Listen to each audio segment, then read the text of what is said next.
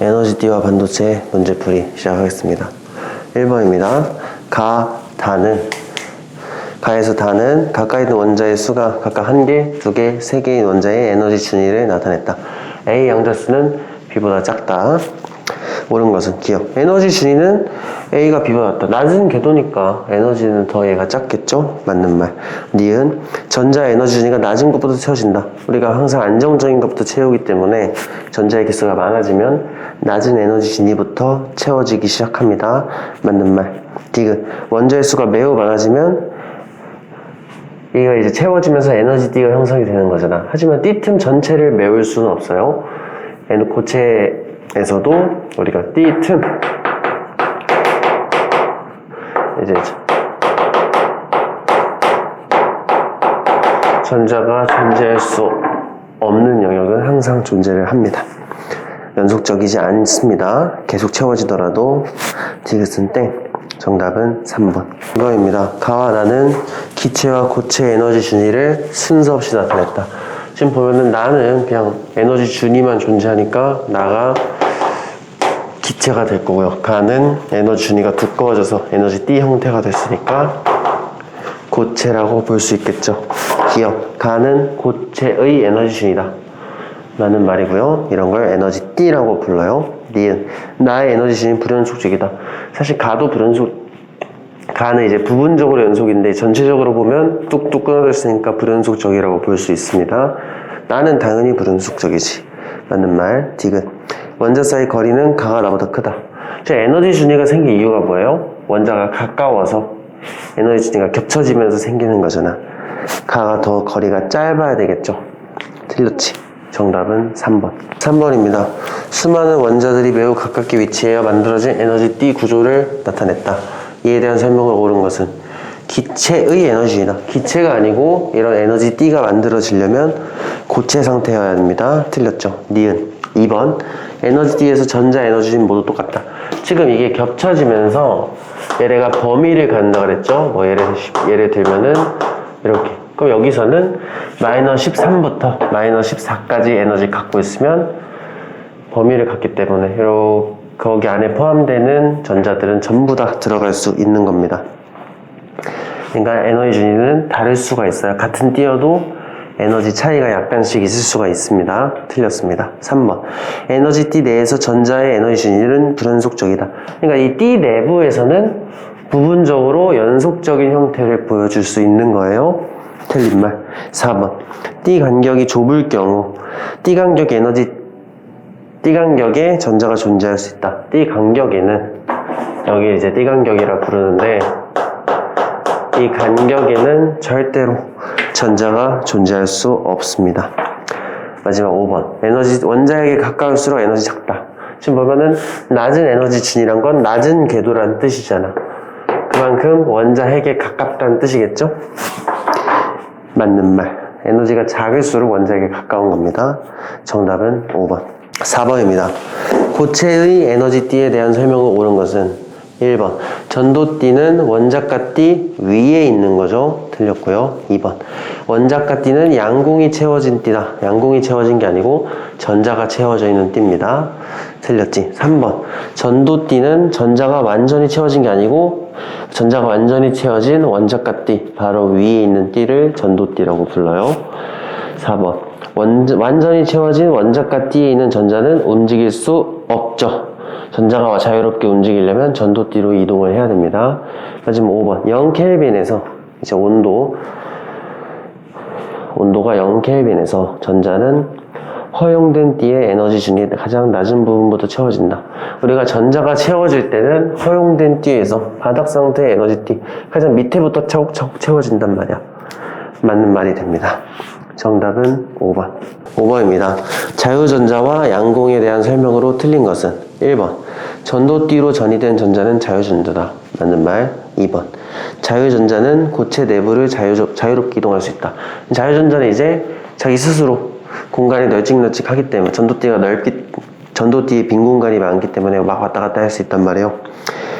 맞는 말이고요. 3번 양공은 전자의 전이로 인해 원자가띠에 생기는 빈자리다. 우리가 원자가 띠 있던 전자가 하나 올라가 버리면 여기에 플러스를 띠는 구멍이 뚫린단 말이에요. 그거를 양공이라고 합니다. 맞는 말. 4번. 양공은 움직일 수 없다. 양공 또한 움직일 수 있었죠. 우리가 이제 전자가 여기 이렇게 양공이 있으면 전자가 한 칸 오른쪽으로 가면은 양공이 왼쪽으로 가는 것처럼 보이죠? 양공은 이런 식으로 움직일 수가 있습니다. 4번이 틀렸죠? 5번. 자유전자 양공은 모두 전하 나르게가 될 수 있다. 우리가 전하 나르게, 전류를 흐르게 해주는 친구들인데요. 종류는 두 가지. 플러스 전하 나르게인 양공, 마이너스 전하 나르게인 자유전자. 둘 다 전하 나르게가 될 수 있다. 정답은 4번. 6번입니다. 반도체에서 전하 나르게가 만들어지는 과정을 나타냈다. 옳은 것은 기억. A와 B의 개수는 똑같다. 지금 보시면 올라간 자유전자의 개수가 3개면 양공도 3개가 생성이 되겠죠? 맞는 말. 니은 A는 전자고 B는 양공이다. 전도띠 있는 게 전자, 자유전자. B는 양공을 뜻하겠죠? 맞는 말이고요. 디귿. B에 의해 전류가 흐를 때는 플러스 전하와 같은 역할을 한다. 양공은 플러스잖아, 플러스. 플러스 전하를 가지고 있기 때문에 양공이 플러스 전하의 흐름 역할을 하는 겁니다. 맞는 말. 정답은 5번. 7번입니다. 원자가띠와 전도띠를 나타냈고요. 자유전자가 되기 위한 조건. 지금 보면 원자가띠에 있던 전자를 이쪽으로 올려주면 되잖아. 이때 띠틈 이상의 에너지를 흡수를 시켜주면은 우리가 자유전자를 만들어낼 수 있는 겁니다. 딱 그 기체와 다른 점은 우리가 에너지 T가 되면서 범위를 가지기 때문에 딱 이만큼 이동시켜도 되지만 이것보다 약간 더 줘도 괜찮다. 그래서 T팀 이상의 에너지를 넣어주면 된다. 이런 식으로 써주시면 됩니다. 8번입니다. 표는 물질 A, B, C의 전기 전도도를 나타냈다. 이때 A, B, C는 도체, 반도체, 절연체 중에 하나다. 지금 보면은 전기 전도도가 높을수록 전기가 잘 흐르는 거니까 가장 높은 이 친구 10의 7 플러스 7제곱이니까 제일 높겠죠? 이 친구가 도체가 될 거고요. 가장 작은 거 지금 마이너스 14제곱이면 0.000000001인 거 아니에요? 이 친구가 가장 작으니까 절연체가 되겠죠. 절연체보단 크고 도체보단 작은 B가 반도체가 됩니다. 기억. A는 도체다. A는 절연체죠. 땡. D는 비저항. 자, 여기서 비저항이란 건 저항이 클수록 비저항이 큰 거였죠. 이때 전기 전도도와 비저항은 서로 역수 관계가 됐습니다. 전기 전도도 시그마로 웃으면은 둘은 정확하게 역수 관계이기 때문에 전기 전도도가 작을수록 비저항이 큰 거죠. 그럼 전기 전도도가 가장 작은 A가 비저항은 가장 커야 되겠지. 틀렸고요. 디귿. 원자가 T와 전도띠 사이 띠 간격은 B가 C보다 크다는데 C는 띠 간격이 그냥 없죠. 완전 붙어버린 형태가 되잖아. 에너지 T가 도체의 경우는 전자가 채워지다가 말아가지고 원자가 T와 전도띠가 붙어있는 거죠. 이건 저 띠틈이 거의 없다고 보시면 되고요. 당연히 띠틈은 B가 더 커야 되겠지. 정답은 2번. 9번입니다. 가와 나는 각각 규소와 다이아몬드의 에너지띠를 나타냈다고 합니다. 규소는 반도체고요. 다이아몬드는 절연체입니다. 그럼 띠틈이 큰 이쪽이 다이아몬드가 되겠죠. 이제 띠틈이 이제 중간 정도 되는 반도체. 규소가 될 겁니다. 기억. 규소는 다이아몬드보다는 전기 전도성이 좋다. 우리가 띠틈이 좁을수록 전기가 잘 흐르게 되겠죠? 맞는 말이 되고요. 니은 실온에서 규소의 전도띠에는 전자가 존재하지 않는다. 우리가 이제 지난 시간에 우리가 이제 온도가 높을수록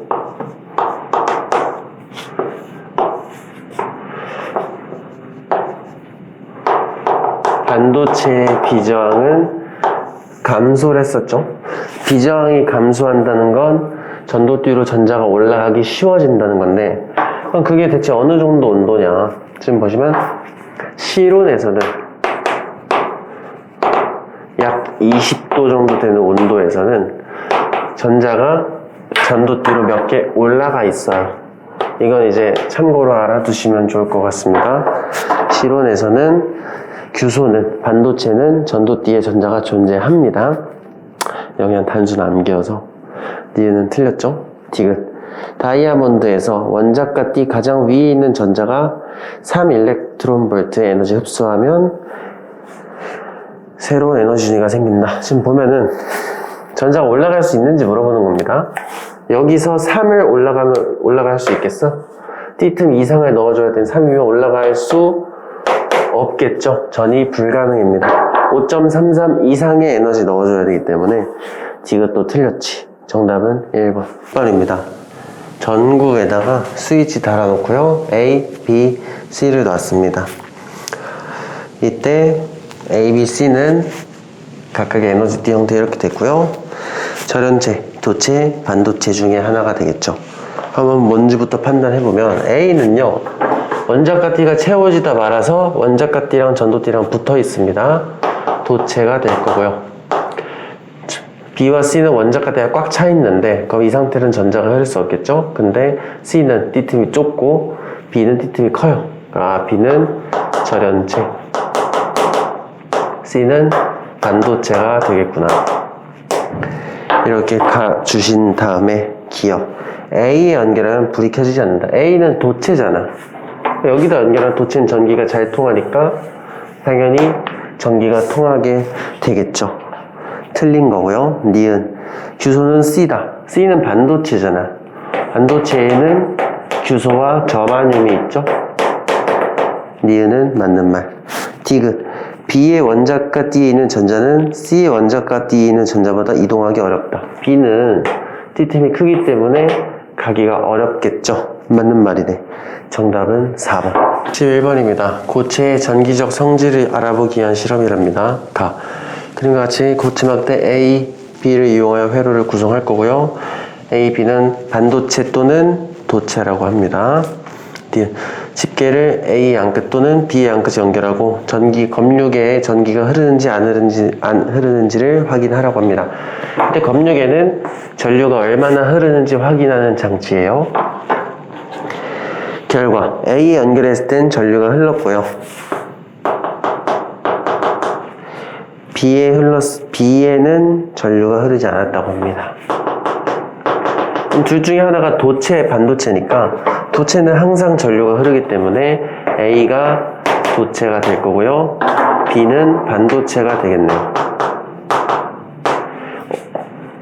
반도체는 전기 흐를 수 있는 거 아닌가요? 할 수 있는데 반도체도 띠틈 이상의 에너지를 주입받지 못하면 띠틈보다 작은 에너지가 띠틈보다 작으면 전류가 흐를 수가 없겠죠? 그런 상황인 겁니다. 기억. A는 도체다. 맞는 말. 니은. 온도가 높을수록 B의 전기 전도성이 좋아진다. 근데 반도체는 이제 온도가 높을수록 주변에 에너지가 넘치니까 더 위로 잘 올라가질 거 아니야. 이거 반도체는 온도가 높아지면 전기 전도성이 좋아집니다. 맞는 말. 디귿. B는 절연체보다 띠 간격이 넓다. 반도체는 절연체보단 띠 간격이 좁아야 되죠? 틀렸지. 정답은 3번.